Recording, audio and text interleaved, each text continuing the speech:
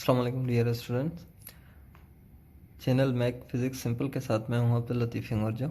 आज हम 9th class की फ़िज़िक्स के chapter 1 physical quantities and measurement को स्टडी करेंगे। Chapter 1 physical quantities and measurement का पहला टॉपिक जो है वो है इंट्रोडक्शन ऑफ फिज़िक्स।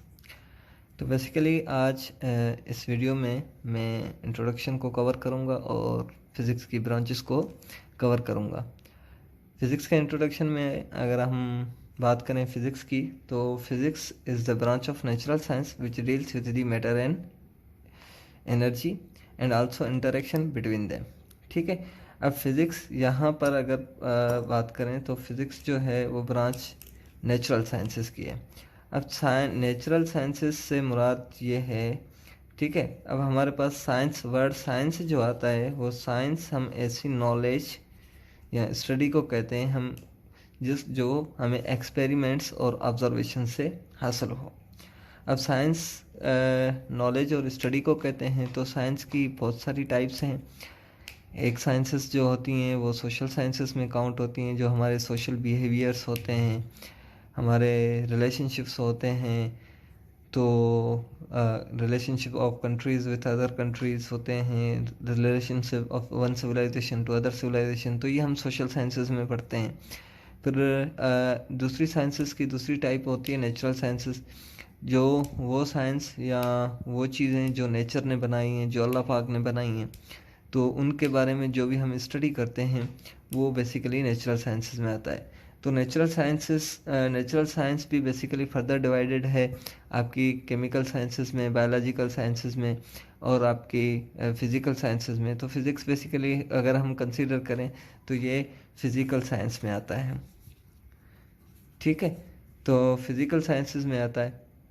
अब फिज़िकल साइंसेस में बेसिकली हमारे पास दो चीज़ें आती हैं। एक आता है मैटर, जो बेसिकली बना होता है पार्टिकल्स से, और दूसरी आती है एनर्जी। ठीक है, तो मैटर और एनर्जी दो ऐसी क्वांटिटीज़ हैं दुनिया की, इस वर्ल्ड की, इस यूनिवर्स की, जो बेसिकली एक दूसरे से इंटर रिलेटेड है। तो ये जो भी सारे फेनोमेना हैं, ये इस यूनिवर्स में जो भी चीज़ें बनी हुई हैं वो या तो मैटर से बनी हुई हैं या तो वो एनर्जी से बनी हुई हैं। तो मैटर और एनर्जी क्या हैं, उनका एक दूसरे के साथ क्या रिलेशनशिप है, एक दूसरे के साथ क्या इंटरेक्शन है, ये सारी चीज़ें जो हैं बेसिकली फ़िज़िक्स में पढ़ी जाती हैं। Physics deals with all natural phenomena occur in nature, it observe it logically and represent it mathematically and conclude it experimentally. अब यहाँ पर इस पूरे यूनिवर्स में जो भी नेचुरल चीज़ें होती हैं, ठीक है, तो फिज़िक्स उनका बेसिकली क्या करती है, एक लॉजिकल स्टडी करती है उनको, कि ये चीज़ें क्यों हो रही हैं, कैसे हो रही हैं, इनके पीछे क्या वजह है और उनके पीछे क्या लॉज हैं। उन लॉज को एक मैथमेटिकल फॉर्म में लिखना कि वो लॉज कैसे हो रहे हैं या अगली बार होंगे, तो वो उसका उन लॉज का या उन फिनोमिनास का, लेट सपोज अगर हम कह लें कि भाई इस यूनिवर्स में जो है वो एक ज़लज़ला आ रहा है, ठीक है, यानी इस अर्थ पे एक ज़लज़ला आ रहा है, तो उस ज़लज़ले का अर्थ को क्यों आता है, उसके पीछे क्या रीज़न है, वो ज़लज़ला कितनी शिद्दत का आ रहा है। ठीक है, तो लॉजिकली अगर पहले जो है ज़लज़ले के बारे में काफ़ी मिथ होती थी, अर्थक्वेक के बारे में काफ़ी मिथ थी, मगर फिज़िक्स की स्टडी से हमने ये माना कि भाई ये जो अर्थक्वेक्स वगैरह आते हैं ये प्लेट टेक्टोनिक्स की वजह से आते हैं, या ये जो आपकी बिजली, आसमानी बिजली गिरती है, ये जो है आपके बादलों के ऊपर चार्ज होती है उसकी वजह से गिरती है। ठीक है, तो फिज़िक्स ने बेसिकली क्या किया कि पुरानी मिथ जो थी, जो मन गढ़ंत कहानियाँ थी, उनको जो है ख़त्म किया और बात को लॉजिकली जो है डिफ़ाइन किया, उसको एक मैथमेटिकल एक्सप्रेशन दी, उसको मैथमेटिकली सॉल्व किया और उसको जो है एक्सपेरिमेंटली प्रूव करके दिखाया। ठीक है, अब फिज़िक्स जो है टाइम के साथ बढ़ती गई। फिज़िक्स जब से इंसान सिविलाइज्ड हुआ, इंसान ने तहज़ीब के अंदर अपना पाँव रखा, तब से फ़िज़िक्स की स्टार्ट हो गई। फ़िज़िक्स तब से स्टार्ट हो गई जब से हमने इन्वेंशन करना शुरू की। सबसे पहली जो इन्वेंशन इंसानी हिस्ट्री की है वो है व्हील। तो व्हील क्या करता है, हमारे काम को आसान करता है, यानी वो सबसे एक पहली सिंपल मशीन भी थी। तो व्हील की इन्वेंशन के साथ जो है हमारी फ़िज़िक्स या साइंस की इब्तिदा हो चुकी थी। तो ओल्ड सिविलाइजेशन से काफ़ी जो है कॉन्सेप्ट्स आ रहे थे। ग्रीक टाइम पीरियड एक ऐसा टाइम पीरियड था जिसमें फिज़िक्स ने बहुत ज़्यादा तरक्की की, इनिशिएटिव लिया, एक रिटन फॉर्म में जो है फिज़िक्स फॉर्म में आई, साइंस फॉर्म में आई। तो फिज़िक्स को अगर हम टाइम के हिसाब से कैटेगराइज करें, उनको दो कैटेगरीज में रखते हैं। अगर टाइम के हिसाब से कैटेगराइज करें तो वो दो ही कैटेगरीज में आती है। एक को कहते हैं क्लासिकल फिज़िक्स, दूसरे को कहते हैं मॉडर्न फिज़िक्स। अब क्लासिकल फिज़िक्स का जो ड्यूरेशन था वो स्टार्ट ऑफ सिविलाइजेशन से लेकर 1900 यानी 19th सेंचुरी के एंड तक जो थी, जो भी फिज़िक्स पढ़ी गई या जो भी लॉज आए, जो भी डेरिवेशन आई, वो सारी क्लासिकल फिज़िक्स में पढ़ते हैं। 1900 के बाद जो फिज़िक्स आई आज तक आ रही है, आज तक जो इनोवेशन हो रही हैं फिज़िक्स में या इन्वेंशन हो रही हैं या जो भी थ्योरीज डिस्कवर हो रही हैं, वो सारी थ्योरीज हम मॉडर्न फिज़िक्स में पढ़ते हैं। ठीक है, अब थोड़ा कंपैरिजन कर लें कि क्लासिकल फिज़िक्स जो मोस्टली बेस्ड है, यानी हम कह सकते हैं 60 से 70% जो क्लासिकल फिज़िक्स बेस्ड है वो न्यूटन्स लॉज हैं, गैलीलियो लॉज हैं, एरिस्टोटल्स अजम्पशंस हैं, उसके जो इनिशियल थ्योरीज हैं, उसके बाद दूसरे लॉज भी हैं, मगर मोस्टली 60% जो क्लासिकल फिज़िक्स कंसर्न है वो न्यूटन एंड गैलीलियोस लॉज पे है। ठीक है, और मॉडर्न फिज़िक्स जो मोस्टली बेस्ड है वो है मैक्स प्लैंक्स की इक्वेशंस, आइंस्टाइन की थ्योरी। ठीक है, आइंस्टाइन की जो थ्योरी थी, मैक्स प्लैंक्स की थी, या हम कहते हैं स्टीफन हॉकिंग की जो थ्योरीज हैं, तो मॉडर्न फिज़िक्स सारी बेस्ड उन पे है। ठीक है, अब कुछ इम्पोर्टेंट चीज़ें पढ़ लेते हैं। ठीक है, ये तो हो गई क्लासिकल और मॉडर्न का थोड़ा बहुत कंपैरिजन। ये आगे चल के आपको विजिबल हो जाएगा कि क्लासिकल फिज़िक्स में क्या क्या आता है, मॉडर्न फिज़िक्स में क्या क्या चीज़ें आई हैं, आ रही हैं। ठीक है, तो कुछ इम्पोर्टेंट चीज़ें नोट करते हैं कि important physics concern as the mother of all sciences. सब साइंसेस की अगर हम मदर को कंसिडर करें तो वो हम फिज़िक्स को करते हैं, क्योंकि बाकी सारी साइंसेस की जो एवोल्यूशन होती है वो फिज़िक्स से होती है। यानी फ़िज़िक्स को हम स्टडी ऑफ नेचर भी कहते हैं। फिज़िक्स वर्ड ग्रीक वर्ड फिजिकोस से लिया गया है, ये ग्रीक वर्ड है फिजिकोस। ठीक है, फिजिकोस उसका मतलब ही होता है नेचर। ठीक है, तो यानी ये सारी बाकी साइंसेस नेचर से रिलेटेड हैं, तो फिज़िक्स उन सारी साइंसेस की माँ भी कहलाती है। ठीक है, अब physics explore the beauty of universe, it solve the all mysteries of universe with logic and experiment.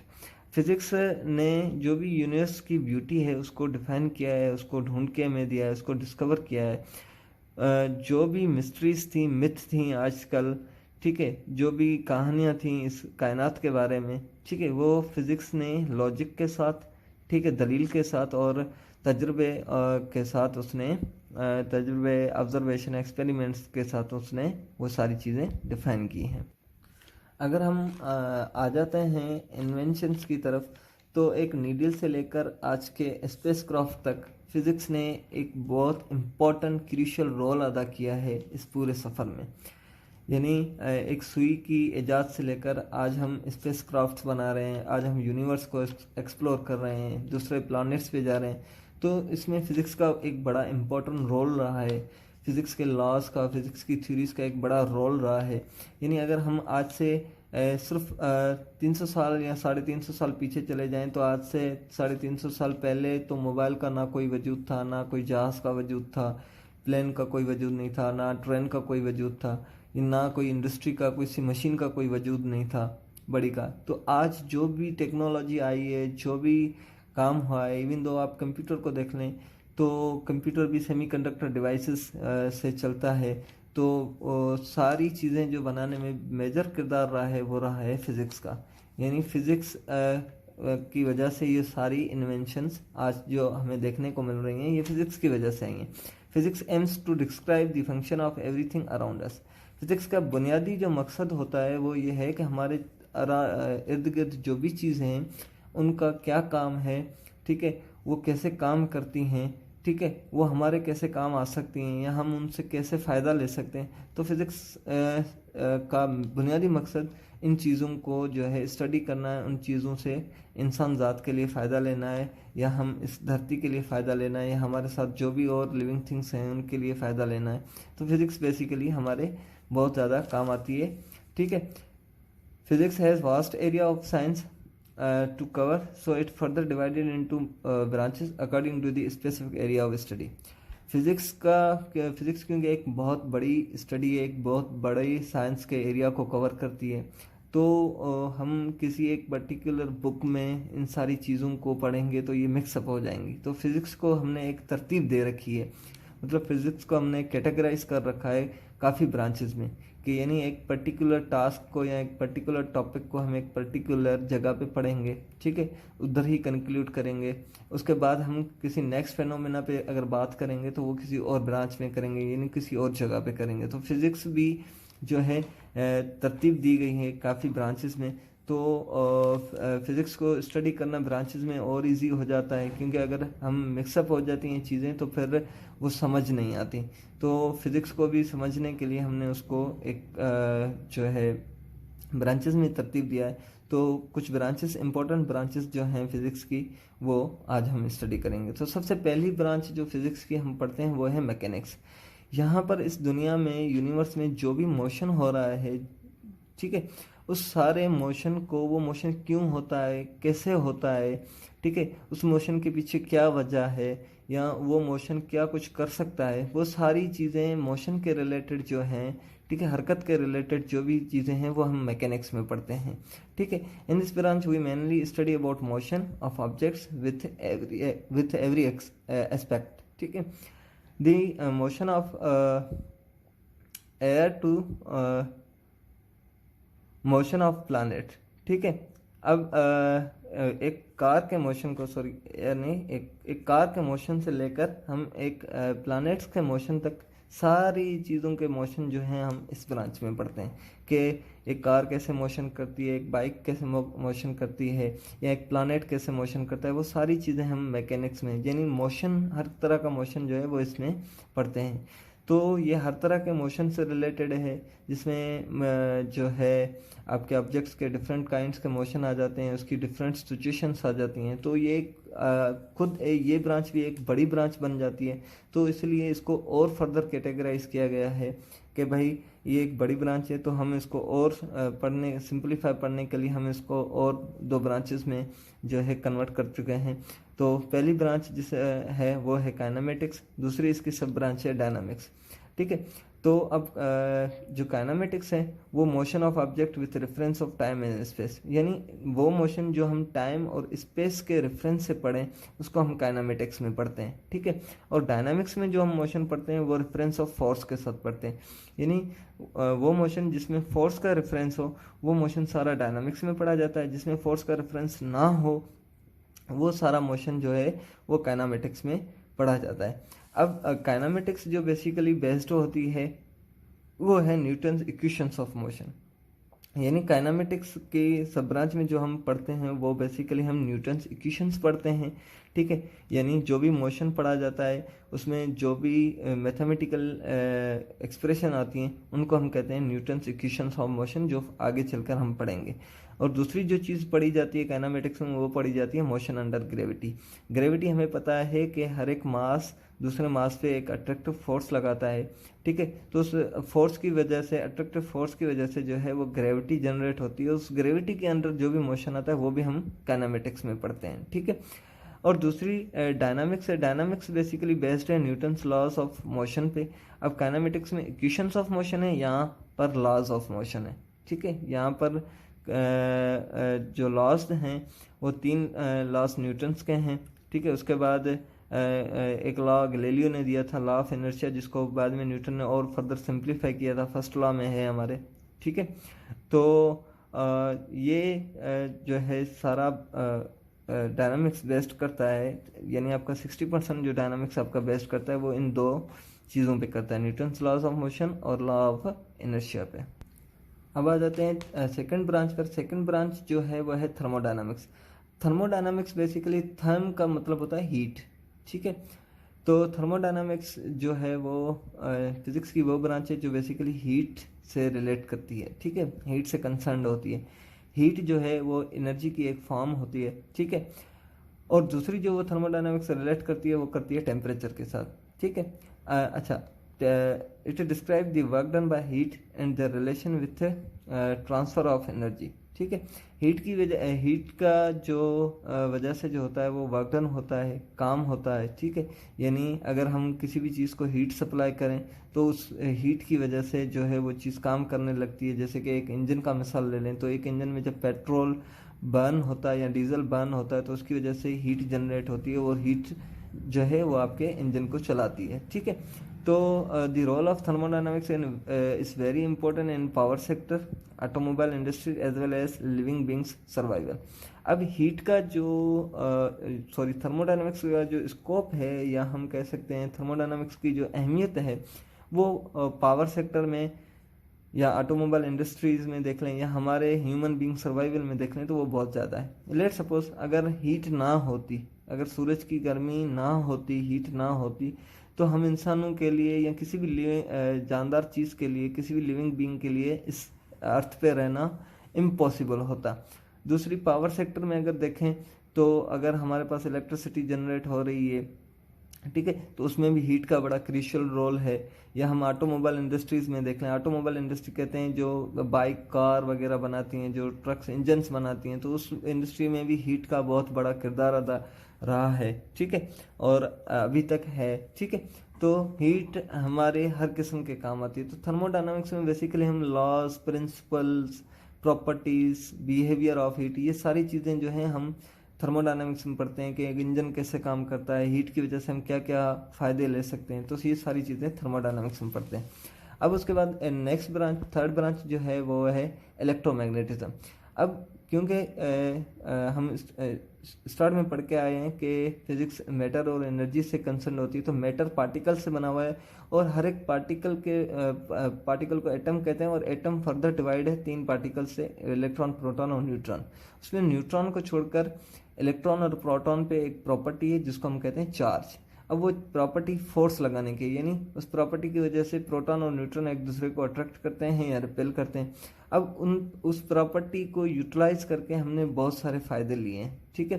तो इलेक्ट्रिसिटी एंड इलेक्ट्रोमैग्नेटिज्म में बेसिकली हम उन चार्ज की प्रॉपर्टीज़ को पढ़ते हैं। वो चार्ज होती क्या है, वो चार्ज कैसे बिहेव करती है, उसका क्या काम है, उसके वो किन किन लॉज और प्रिंसिपल पे काम करती है वो चार्ज, ठीक है। तो सारी चीज़ें जो हैं हम इलेक्ट्रोमैग्नेटिज्म में पढ़ते हैं। अब क्योंकि चार्ज का बहुत बड़ा काम है, ठीक है, चार्ज मुख्तलिफ फेनोमेना में मुख्तलिफ बिहेवियर रखती है, तो ये भी ब्रांच एक बड़ी ब्रांच है, ठीक है, फिजिक्स की। तो इसको फर्दर हमने 3 ब्रांचेज में, सब ब्रांचेज में डिवाइड कर रखा है। एक है आपकी इलेक्ट्रोस्टैटिक्स, तब ये ब्रांच तब काम आती है जब चार्ज किस में हो, रेस्ट में हो, ठीक है। अगर चार्ज रेस्ट पे होती है तो चार्ज की जो प्रॉपर्टीज़ हैं या चार्ज का जो बिहेवियर है, ठीक है, वो सारा हम इलेक्ट्रोस्टैटिक्स में पढ़ते हैं, ठीक है। दूसरी ब्रांच जो है, ठीक है, उसको कहते हैं इलेक्ट्रोडायनामिक्स। इलेक्ट्रोडायनामिक्स में जो है जब चार्ज आपकी किस में हो, यूनिफॉर्म मोशन में हो, यूनिफॉर्म मोशन में हो, ठीक है। अब इलेक्ट्रोडायनामिक्स को मैग्नेटिज्म भी कहते हैं, करंट इलेक्ट्रिसिटी भी कहते हैं, ठीक है। और तीसरी जो इसकी सब ब्रांच है वो है इलेक्ट्रोमैग्नेटिक वेव। इसमें चार्ज एक्सेलरेशन में होती है जिसकी वजह से हमारे पास इलेक्ट्रोमैग्नेटिक वेव्स जनरेट होती हैं, ठीक है।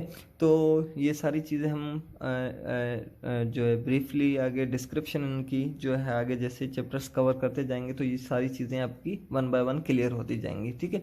तो इनिशियली ये चार्ज इलेक्ट्रोस्टैटिक, जब चार्ज रेस्ट पे होती है तब हम पढ़ते हैं इलेक्ट्रोस्टैटिक्स में इसके पढ़ते हैं लास्ट। इलेक्ट्रोडायनामिक्स में हम जब चार्ज जो है यूनिफॉर्म मोशन में हो, और इलेक्ट्रोमैग्नेटिक वेव में जब आपकी चार्ज जो है वो एक्सेलरेटेड हो, ठीक है। उसके बाद आ जाती है एटॉमिक फिजिक्स। एटॉमिक फिजिक्स की वो ब्रांच है जिसमें हम जो हो एटम्स को पढ़ते हैं, ठीक है। एटम्स की जो कैरेक्टरिस्टिक्स होते हैं, एटम्स का जो स्ट्रक्चर होता है, एटम्स की जो प्रॉपर्टीज़ होती है, उसकी कंपोजिशन होती है, ठीक है। तो वो सारी चीज़ें जो हैं हम एटॉमिक फिजिक्स में पढ़ते हैं। यानी एक एटम कैसे बिहेव करता है, एक एटम जब दूसरे एटम के साथ मिलकर मॉलिक्यूल बनाता है तो उसकी क्या प्रॉपर्टीज़ होंगी, ये सारी चीज़ें जो हैं एटॉमिक फिजिक्स में हम पढ़ते हैं। एटॉमिक फिजिक्स के बाद हमारी 5वीं जो ब्रांच आ जाती है वो आ जाती है ऑप्टिक्स। ऑप्टिक्स में बेसिकली हम जो होते हैं कंसर्न होते हैं laws and principle of light के साथ, ठीक है। अब लाइट जो है वो हमें पता है कि रिफ्लेक्ट भी होती है और रिफ्रैक्ट भी होती है, यानी किसी एक मीडियम से टकरा कर वो मुड़ भी जाती है और उस मीडियम में अंदर भी चली जाती है, ठीक है। तो वो रिफ्लेक्ट कब होगी, रिफ्रैक्ट कब होगी, ठीक है, उस लाइट के क्या प्रिंसिपल हैं। लाइट को हम यूज़ करके जो है आजकल जो भी वीडियो मेकिंग, इमेज मेकिंग, ठीक है, तस्वीरें हैं या वीडियोस हैं, वो सारी जो है वो लाइट को यूज़ करके बनाई जाती हैं।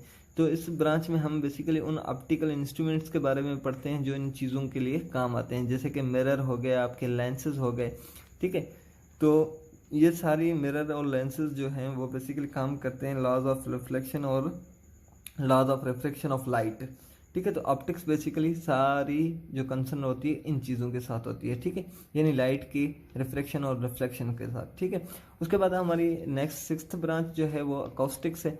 अकॉस्टिक्स यानी साउंड, ठीक है। अब साउंड से रिलेटेड जो भी स्टडी होगी फिजिक्स की, ठीक है, साउंड भी एक फिजिकल क्वांटिटी है, साउंड को भी हम मेजर कर सकते हैं, ठीक है, ठीक है, साउंड की फ्रीक्वेंसी को भी जो है हमने स्टडी किया हुआ है। तो ये अकॉस्टिक्स फिजिक्स की वो ब्रांच है जो साउंड के साथ और साउंड की एप्लीकेशंस के साथ रिलेट करती है। अब साउंड को यूज़ करके हमने काफ़ी चीज़ें इन्वेंट की हुई हैं, ठीक है। लाइट सब साउंड की एक सबसे बड़ी एप्लीकेशन जो है वो है अल्ट्रासाउंड, यानी साउंड को हम यूज़ करके आजकल मेडिकल टेक्नोलॉजी में हम अल्ट्रासाउंड जो एक्सरेज की जगह पे काम आता है, ठीक है। तो वो सारी चीज़ें हम अकॉस्टिक्स में पढ़ते हैं कि एक अल्ट्रासाउंड कैसे काम करता है या डॉपलर इफेक्ट कैसे काम करता है। तो ये सारी चीज़ें जो हैं वो अकॉस्टिक्स में पढ़ी जाती हैं जो रिलेटेड होता है साउंड के, ठीक है। उसके बाद नेक्स्ट जो ब्रांच है वो है न्यूक्लियर फिजिक्स।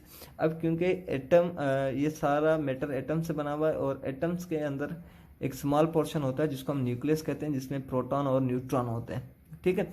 अब ये तो हमारा एटम बन गया, एटम के अंदर एक छोटा सा पार्ट होता है जिसमें प्रोटॉन और न्यूट्रॉन होते हैं, उस न्यूक्लियस।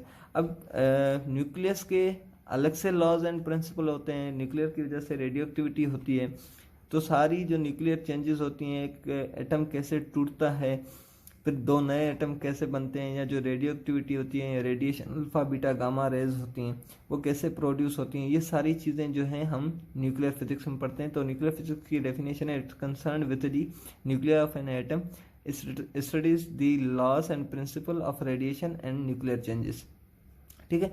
उसके बाद आ जाते हैं प्लाज्मा फिजिक्स। प्लाज्मा फिजिक्स क्योंकि मैटर है, मैटर की कुछ स्टेट्स हैं, तो उन स्टेट्स में एक स्टेट प्लाज्मा भी है। प्लाज्मा तब होती है जब हम किसी भी जो है मैटर को इतना हीटअप कर दें कि उसके इलेक्ट्रॉन्स रिमूव हो जाए। जब इलेक्ट्रॉन रिमूव हो जाते हैं तो वो मैटर की वो मैटर जो है हाईली आयोनाइज्ड हो जाता है, उस पर बहुत ज़्यादा चार्जेस आ जाते, पॉजिटिव चार्जेस आ जाती हैं। तो उस टाइम वो मैटर जो है अलग बिहेव करने लगता है, तो उस मैटर को प्लाज्मा कहते हैं। तो प्लाज्मा से रिलेटेड जो भी फिजिक्स है वो हम प्लाज्मा फिजिक्स में पढ़ते हैं। उसके बाद कुछ और ब्रांचेस भी हैं, जैसे एस्ट्रोफिजिक्स हो गई। अब एस्ट्रोफिजिक्स जो है वो आसमानी अजसाम जो भी हैं, जैसे स्टार हो गए, प्लैनेट्स हो गए, ब्लैक होल्स हो गए, उन सब की स्टडी को जो है हम एस्ट्रोफिजिक्स में पढ़ते हैं। जियोफिजिक्स है, जियोफिजिक्स जो है वो इंटरनल स्ट्रक्चर ऑफ अर्थ के बारे में स्टडी करती है।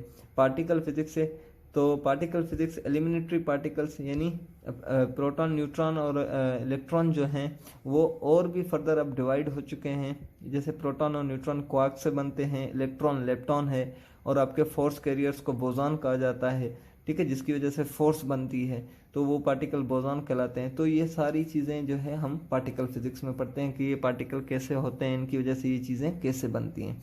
उसके बाद क्वांटम फिजिक्स है। क्वांटम फिजिक्स जो है वो motion and behaviour of micro objects, जैसे इलेक्ट्रॉन का मोशन हो गया, छोटे छोटे पार्टिकल बोज़ॉन का हो गया, लेप्टॉन का हो गया, क्वार्क्स का मोशन हो गया, यानी छोटा छोटा जो भी पार्टिकल जो आप नेक्ड आई से नहीं देख सकते, उनका जो मोशन होता है वो मैकेनिक्स में नहीं पढ़ा जाता, वो क्वांटम फिजिक्स में पढ़ा जाता है, ठीक है। क्योंकि मैकेनिक्स बेसिकली रिलेट करती है मैक्रो ऑब्जेक्ट्स का, वो ऑब्जेक्ट जो आपको नज़र आते हो, जो नहीं नज़र आते, जैसे इलेक्ट्रॉन नज़र नहीं आता, तो उनका मोशन जो है वो हम क्वांटम फिजिक्स में पढ़ते हैं। इसके अलावा सॉलिड स्टेट फिजिक्स है जो सॉलिड ऑब्जेक्ट्स को करती है, ठीक है।